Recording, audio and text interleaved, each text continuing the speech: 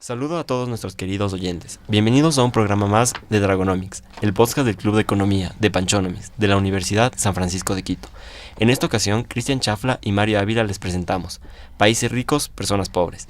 ¿Es posible lograr desarrollo económico en medio de gran desigualdad? Nos acompaña el profesor Nicolás Gachet, quien es parte del Instituto de Economía de la USFQ y es máster en Economía por la London School of Economics. Bienvenido, Nico. Muchas gracias por tu apoyo. ¿Cómo están? Muchas gracias por invitarme. Muchas gracias. El Producto Interno Bruto, conocido como PIB, es un concepto que mide en términos monetarios la totalidad de bienes y servicios puestos a circulación en una economía en un determinado momento del tiempo. Generalmente, para evaluar de manera comparativa la variación de esta medida entre dos instantes en el tiempo, se estima el PIB real, el cual es el valor específico del PIB convertido al valor monetario al mismo momento en el tiempo. Comparar la variación del PIB real entre 2 años, por ejemplo, nos indica en términos absolutos cuánto más se produjo en una economía entre estos dos momentos. El concepto de crecimiento económico es generalmente entendido como la fluctuación del PIB en el largo plazo, el cual a través de los años tiende a crecer a tasas determinadas. A lo largo de décadas o generaciones enteras, todos los países experimentan crecimiento, pero con diferentes fluctuaciones y a ritmos distintos. El desarrollo económico, por su parte, generalmente se entiende como la forma en la que, a través del tiempo, una economía logra generar prosperidad, satisfacer a plenitud las necesidades de una sociedad y generar una mejora generalizada en la calidad de vida de sus habitantes, a la vez que fortalece las condiciones para una mayor estabilidad económica y una mayor potencialidad de crecimiento en el tiempo. Generalmente se asume que las herramientas enfocadas en generar crecimiento económico garantizan a su vez el dar cabida al desarrollo. Nico, nos gustaría empezar preguntando, ¿garantiza siempre el mero crecimiento económico una mejora en la calidad de vida de las personas? ¿Y de qué manera evaluamos el grado de incidencia del crecimiento económico sobre el desarrollo de un pueblo? El crecimiento económico per se, ¿no es cierto?, no necesariamente te garantiza que tú vas a tener una equitativa distribución de la riqueza, ¿sí? Tal vez la pregunta que nos tenemos que hacer después, ¿no es cierto?, es saber si eso es bueno o malo, ¿no es cierto? Y ahí básicamente tú tienes dos aristas, ¿sí? Hay investigación, personas, ¿no es cierto?, que consideran que no necesariamente tú tienes que tener una perfecta redistribución de la riqueza, digamos así, para tener un buen nivel de desarrollo, un buen nivel de prosperidad. Tienes otra ala, ¿no es cierto?, de personas, así mismo, y de investigación también, que te dicen, no, la redistribución es algo importante que un país debe tener con el objetivo de poder desarrollarse, digamos, de mejor forma, ¿sí? ¿Qué creo yo que aquí está, ¿no es cierto?, o qué considero yo, ¿no es cierto?, que es la conclusión final? Cuando yo estaba estudiando, yo estudié aquí en la universidad, ¿no es cierto?, yo me acuerdo que nos daban una metáfora bien interesante, pero que me parece que ya resulta ser bastante anacrónica, ¿ya? Lo que te decían era lo siguiente, ¿no? Un país primero tiene que crecer para después redistribuir, ¿sí? O dicho de otra forma, tienes que hacer crecer el pastel para después poder redistribuirlo de mejor forma, ¿ok? Y yo creo que eso de ahí, ¿no es cierto?, es un ejemplo muy anacrónico de cómo funcionan las economías hoy en día y cómo se entiende que las economías funcionan hoy en día.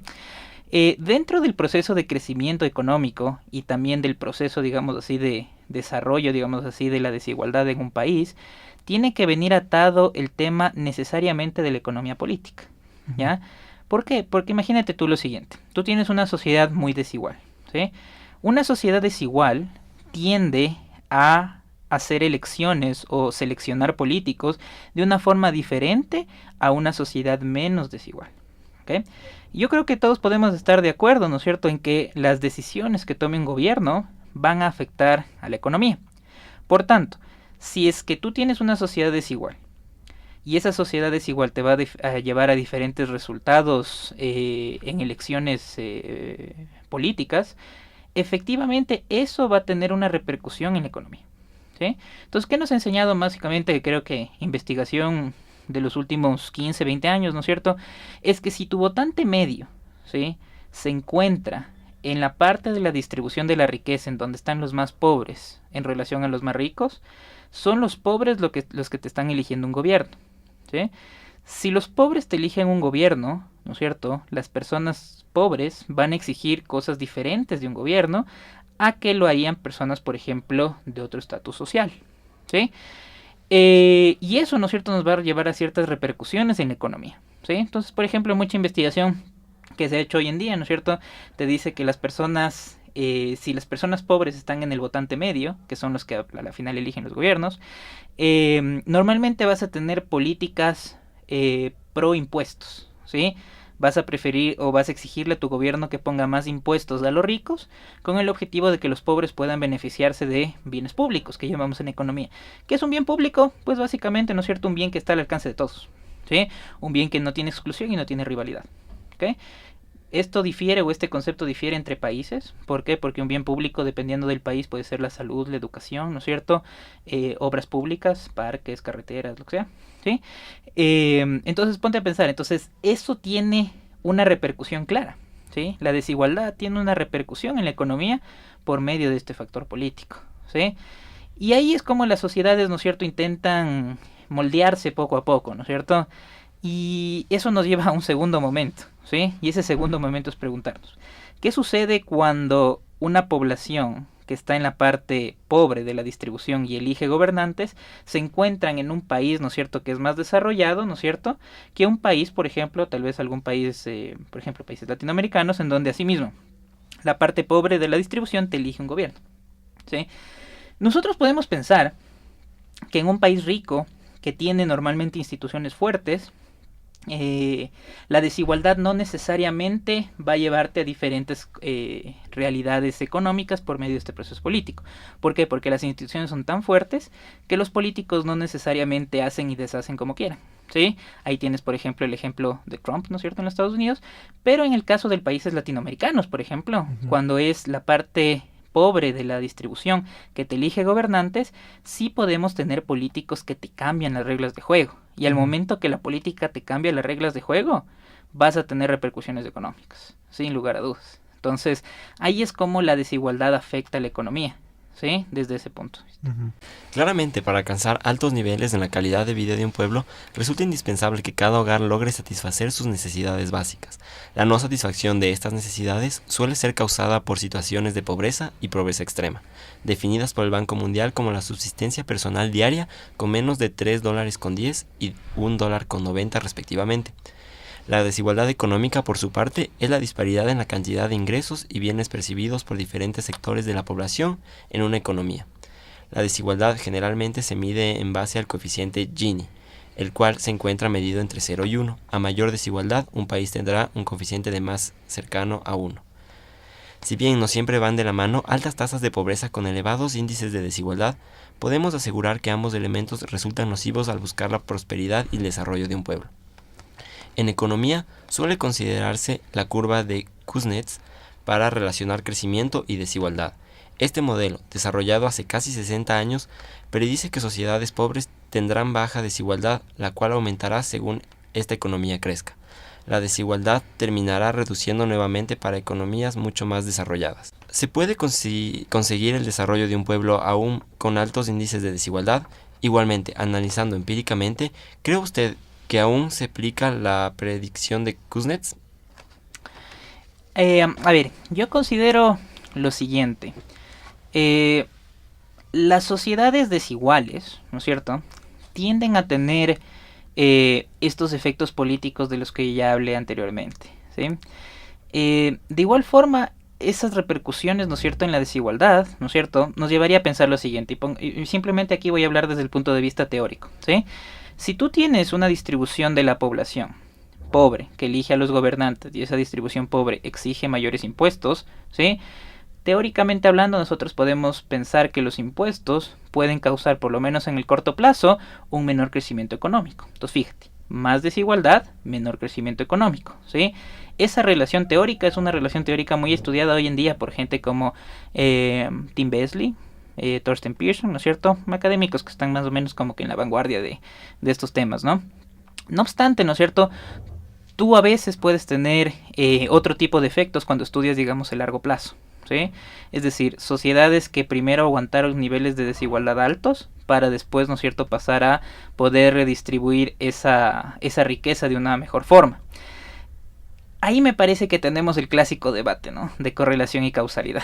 ¿Es realmente eso que observamos en algunos países una correlación o es efectivamente una causalidad? Es decir, primero viene el crecimiento y después viene la redistribución, o primero viene la redistribución y después el crecimiento, ¿sí?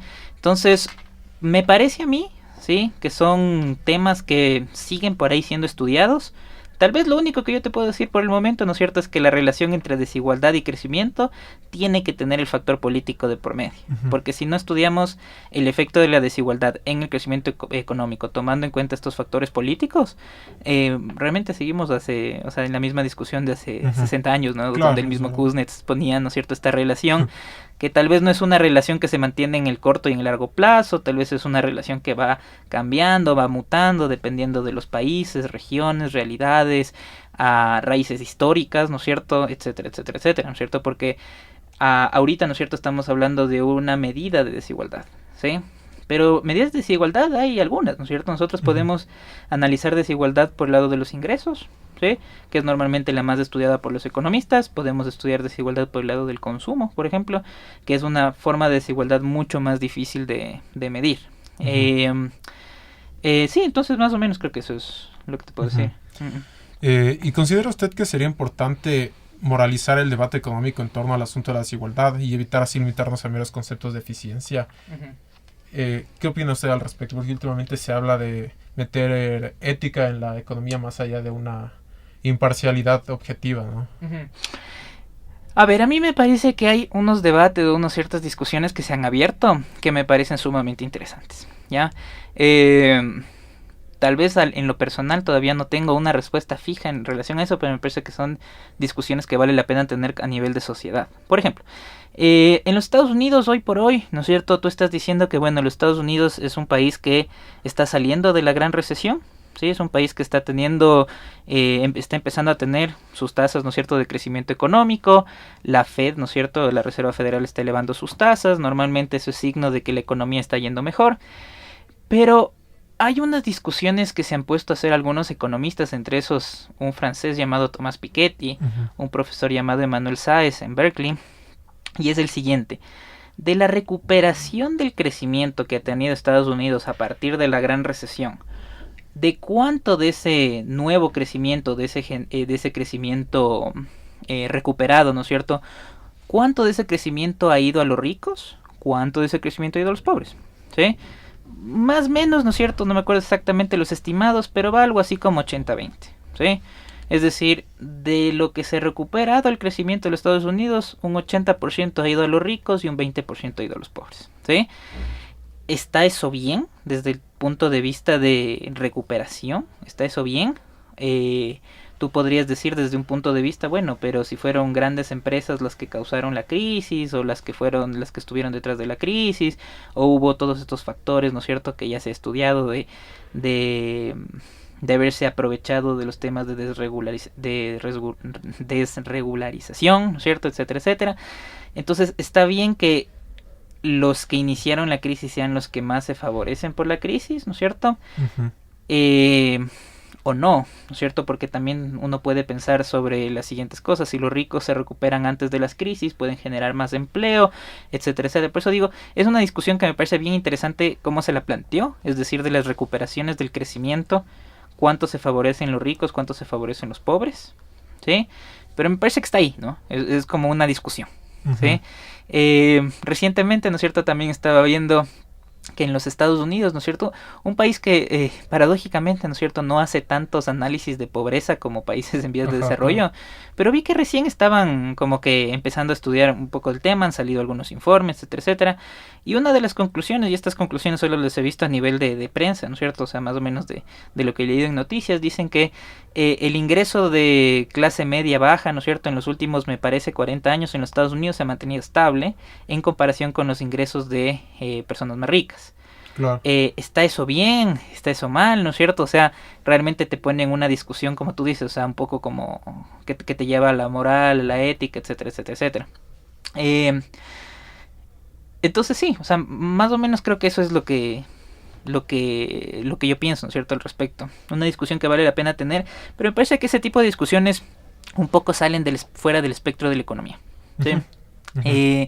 Porque la economía te puede proveer más o menos evidencia, te puede proveer análisis, ¿no es cierto?, de lo que tú harías si haces política X, Y, Z, pero la que al final toma las decisiones, o debería tomar las decisiones, es la propia sociedad, ¿no? O sea, cómo yo puedo manejar estas cosas, cómo tal vez puedo tener diferentes regímenes tributarios, que a la final es la mejor estrategia de un gobierno para lograr temas de redistribución, con el objetivo de que haya una mejor redistribución, ¿no es cierto?, del ingreso, es decir, que personas pobres se beneficien de bienes públicos más de lo que se pueden beneficiar ricos, que pueden a la final autosustentarse, ¿no? Uh-huh. Ahora, un poco más allá de las medidas efectivas, quizás hablando ideológicamente, ¿qué tendencias o qué posiciones ideológicas se ve empíricamente que tienden a propiciar o más bien a reducir las tasas de desigualdad? Porque, por ejemplo, veíamos recién que en el caso del Reino Unido se sabe que Margaret Thatcher, el coeficiente Gini pasó de 0,25 a 0,35 durante su periodo. Entonces, ¿qué nos dice esto de cómo una determinada ideología política puede propiciar uno u otra medida a tomarse sobre la desigualdad, o en los efectos prácticos, cómo podría incidir sobre ella? Uh-huh. Me parece que uno podría pensar, por lo menos a priori, ¿no es cierto? Uno podría decir, un gobierno de derecha por lo general va a beneficiar mucho más del tema de la producción, ¿no es cierto?, antes que el tema de redistribución social, ¿no es cierto?, de ingreso y demás. Y uno podría decir asimismo a priori que los gobiernos de izquierda son los que más benefician el sector social antes que el tema de la producción. En lo personal, ¿sí? En lo personal creo yo que yo me ubico en un ala bastante técnica, ¿no es cierto?, de la economía, uh-huh. ¿Sí?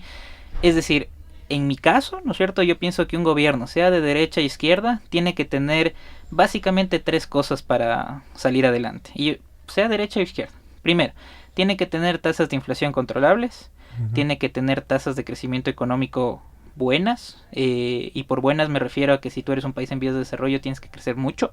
Si eres un país ya más desarrollado tienes que crecer tal vez un poco menos, pero seguir creciendo sostenidamente. Uh-huh. Y la tercera cosa es que tú tienes que tener políticas sociales buenas, uh-huh. ¿Sí? O sea, yo me deslindo un poquito, ¿no es cierto?, de ese tema ideológico. Es decir, un gobierno, tanto sea de derecha o izquierda, tiene que tener esas 3 cosas por lo menos para mejorar, ¿no es cierto? Uh-huh. Me parece que si tú tienes buenas políticas sociales, definitivamente puedes mitigar en lo que más puedas, ¿no es cierto?, el tema de desigualdad. Si tienes crecimiento económico, ¿no es cierto?, puedes propiciar mayor empleo. Y si tú tienes inflación, tú puedes más o menos así mismo propiciar que por lo menos el ingreso de la gente se va a mantener, ¿sí? Es bien interesante el tema porque uno podría pensar inclusive que son las políticas sociales. Por ejemplo, un gobierno de izquierda, como te digo, ex ante, ¿no es cierto? Uno pensaría que un gobierno de izquierda propiciaría más los temas sociales antes que los temas de producción. No obstante, es ampliamente reconocido y con muchísima evidencia por detrás que es el ingreso laboral el que saca a las personas de la pobreza antes que una ayuda social. Uh-huh. ¿Sí? Las ayudas sociales y las políticas sociales son muy importantes. Un país, de hecho, o sea, un gobierno, creo que una de sus cosas, o sea, por las cuales existe es justamente para eso, para poder proveer a las personas pobres de ciertas políticas que les permitan, ¿no es cierto?, vivir de una mejor forma. Pero a la final lo que a esas personas les va a sacar de la pobreza, les va a mejorar su calidad de vida, es el ingreso laboral. O sea, eso está, creo yo, comprobado hasta la saciedad. Entonces por eso te digo que seas un gobierno de derecha, seas un gobierno de izquierda, tienes que propiciar esas 3 cosas: inflación estable, alto crecimiento económico y políticas sociales buenas. ¿Y qué hacemos cuando se dan esos casos, por ejemplo, en los que a lo largo del tiempo, en términos reales, el profit corporativo tiende a crecer y se genera una brecha mucho más alta en comparación con el progreso de los salarios reales dentro de este periodo de tiempo? De las economías. Claro, es decir, vemos que existe crecimiento, pero a veces los salarios reales no necesariamente crecen al mismo ritmo. Al mismo ritmo que las ganancias corporativas, de las empresas, por ejemplo. A ver, ahí me parece que tú tienes un tema importante, ¿sí? Que es el tema en cómo tú puedes tener, ¿no es cierto?, un planificador central que te permita pensar desde el punto de vista en cómo poder tener regulaciones en el mercado laboral que sean, primero, sean buenas o incentiven que haya producción. Porque por un lado, ponte a pensar lo siguiente: si tú tienes empresas que saben que tienen que redistribuir todas sus ganancias, seguramente no estás incentivando toda la producción o la inversión que podrías tener. Si no tienes eso, no vas a tener, ¿no es cierto?, empleo. Y como yo te dije, ¿no es cierto?, es el empleo lo que saca a la gente de la pobreza. O sea, no hay a dónde irse. No estoy diciendo con eso que las políticas sociales no importan, importan mucho, ¿sí? Pero, ¿no es cierto?, yo te diría que eso depende muchísimo del marco regulatorio en el cual se esté manejando un país, ¿sí? Si es que un país se está manejando en un marco regulatorio en el cual, por un lado, le permita a las empresas tener ganancias, ¿sí?, como creo que debería ser, y por otro lado, intenta incentivar a sí mismo de que el trabajador promedio pueda tener un salario aceptable, y sobre todo creo que es algo muy importante aquí. Si bien el tema del ingreso es importante, una de las cosas más importantes es que el trabajador logre adquirir empleo rápidamente, ¿sí? Si tú tienes mercados laborales poco flexibles, lo que normalmente sueles hacer es ahogar al sector privado que suele, ¿no es cierto?, que suele tener las empresas, por un lado, y por otro lado también le estás coartando ciertas oportunidades a ciertos empleados, ¿no es cierto?, para que puedan movilizarse de industria a industria, ¿sí? Cuando sucede eso y los mercados laborales se hacen muy atados, muy ajustados, lo que suele suceder es que empiezas a tener problemas de informalidad. Gente que necesita generar ingresos y lo tiende a hacer desde el sector informal, ¿sí? Claro. Ahora, ¿no es cierto?, ¿cuál es una tasa buena entre lo que gana la empresa versus lo que debería ganar el trabajador, ¿no es cierto? Me parece que ese es un cálculo que por lo menos yo te puedo decir que no es 50-50. No sé cuánto debería ser, no sé cuánto debe ganar el capital y cuánto debe ganar el trabajador. Sobre todo porque hoy en día ha estado empezando a suscitar este tema bien interesante, y cuál va a ser el impacto, ¿no es cierto?, de la robotización en algunos trabajos, lo cual va a hacer que el factor trabajo se haga cada vez más pequeño, o sea, con menos importancia. Por tanto, ahí parecería que el capital va a tener más ganancia que el trabajador, etcétera, etcétera. Lo que sí te puedo decir es que no es 50-50, ¿sí? O sea, no es 50-50, no debería ser 50-50, y probablemente, ¿no es cierto?, debería estar atado, ¿no es cierto?, el tema de cuánto gana un trabajador, así mismo con las oportunidades que tenga este trabajador para movilizarse en el mercado laboral. Básicamente eso. Y eso tú puedes pensar que también debe estar atado, ¿no es cierto?, a temas relacionados a capital humano, como este trabajador también puede exigirle al mercado laboral que, ok, quiero ganar más porque también soy una persona que tengo X, Y, Z habilidades. Y dado eso, ¿no es cierto?, puedo encontrar trabajos, ¿no es cierto?, que me permitan movilizarme ahí en el mercado laboral. Hemos sido Mario Ávila quien les habla, Cristian Chafla y el profesor Nicolás Gachet. Muchísimas gracias. Eso ha sido todo por hoy. Agradecemos mucho al profesor Nico Gachet, como hemos dicho, por su presencia hoy en cabina con nosotros. Y agradecemos igualmente a todos nuestros oyentes, a quienes saludamos y pedimos estar al pendiente de nuestro contenido futuro. Hasta la próxima. Muchas gracias. Gracias.